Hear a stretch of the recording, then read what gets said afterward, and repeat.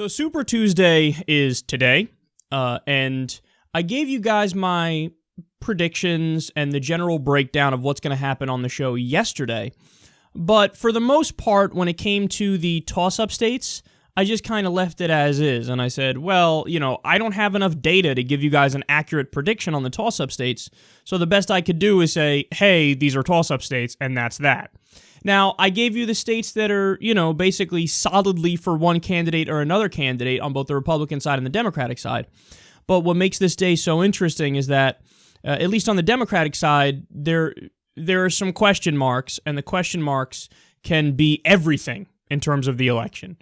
So on the Republican side, Trump wins, in my view, without question, based on the polling data and some other stuff. He's going to win Virginia, Georgia, Oklahoma, Alabama, Tennessee, Vermont, and Arkansas.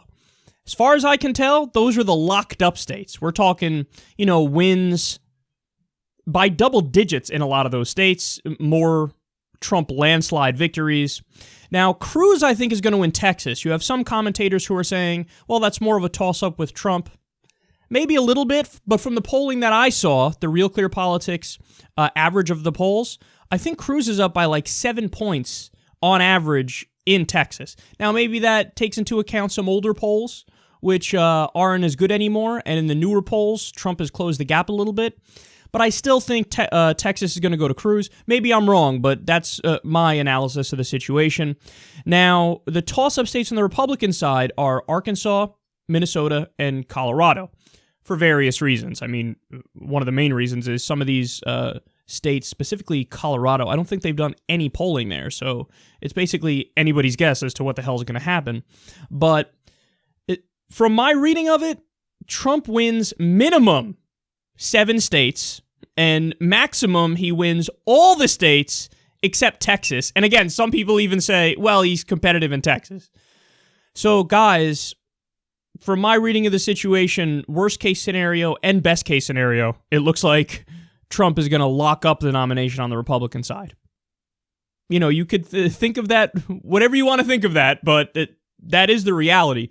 So all the pundits who, especially recently, have been saying, well, I mean, come on, he's got no chance at all, and let's get serious here. He's going to fizzle out at this time. He's going to fizzle out at that time.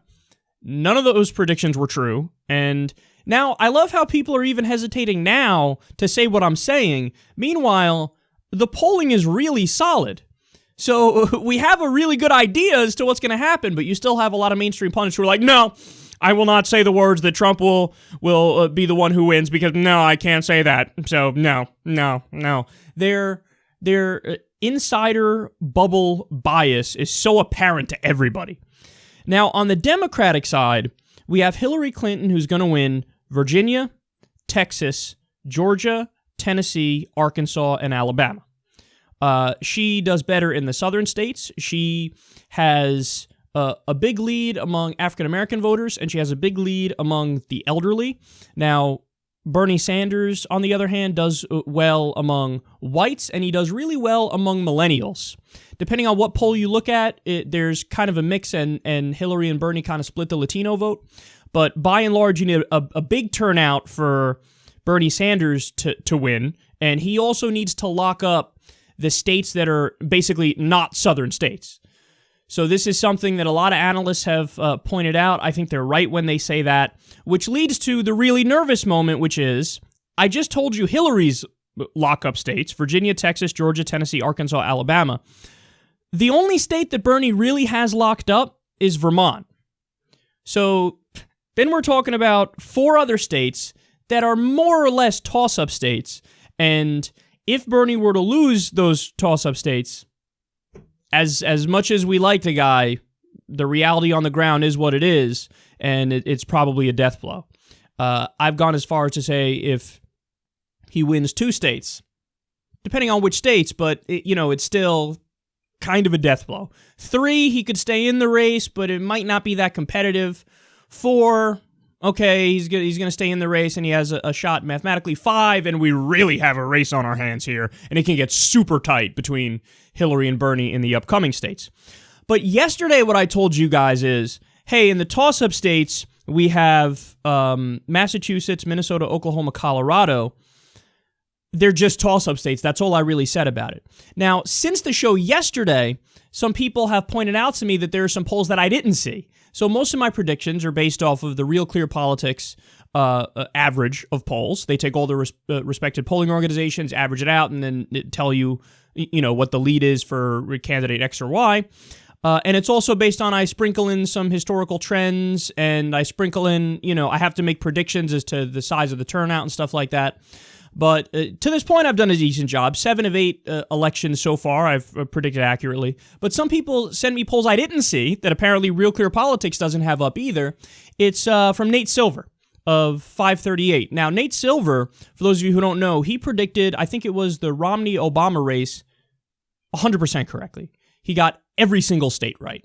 So that's impressive. And before that, I think he only missed 1 or 2 states when it was Obama and McCain. So he has a brilliant statistical analysis where he looks at the polls, he knows how to weigh the factors properly. Something that, honestly, I think I'm good at making predictions, but I don't have like a formula where I weigh the factors. So I don't weigh those other factors as well as he does, clearly.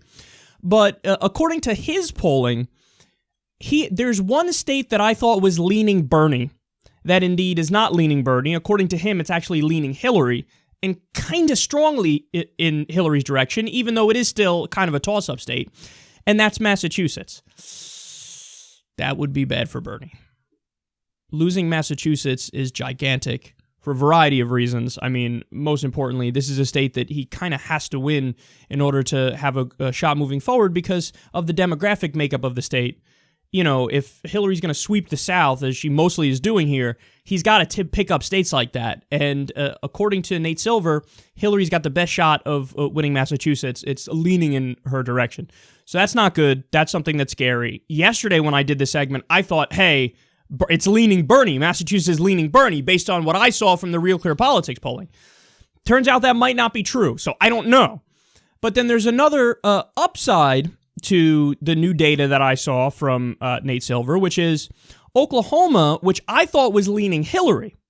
It turns out Oklahoma's actually leaning Bernie, and it's leaning Bernie pretty strongly. So although I don't want to do this because I hate telling you guys stuff when I don't know, like I like to know for sure before I tell you guys anything. So here's your caveat. I'm not, this is by no means concrete. I'm not saying this is definitely going to happen as a prediction here, but if I was forced to, on the Democratic side, not only tell you guys the lockup states, which I'm very comfortable telling you the lockup states, like I already did with Hillary and Bernie, if I was forced to make a prediction for the toss-up states, what I would say is you have Minnesota, Oklahoma, and Colorado going Bernie, and you have Massachusetts going Hillary. That's based on my reading of the situation. There's going to be plenty of you who disagree with me and say, hey, from what you saw, Massachusetts is going to go Bernie, and that's going to be big. And, we can go on and on about this, and we're all just predicting and weighing factors, to one extent or another.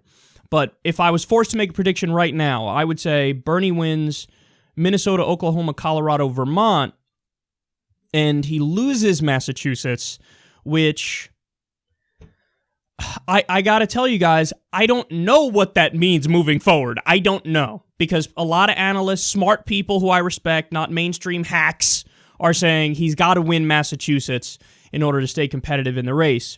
Look, bottom line is this, man. Bernie is going to stay in the race as long as he has a mathematical shot to become the nominee. Is that something we should all support and rally around? Fuck yeah. Should you be disheartened if he falls behind? But he stays in the race? No. So many of you guys are probably watching this segment, and we already know the results, and we already know whether or not my general scenario here is correct or not correct. So is there a chance he drops out today, after doing poorly? Yeah, that's a possibility. But is there a chance, he's still in the race but behind? Yes. Is there a chance we have a real race, and let's say he sweeps all 5 of those states, Vermont, Massachusetts, Minnesota, Oklahoma, Colorado? Yeah, all that stuff is possible, and that's what makes today such a nail-biter.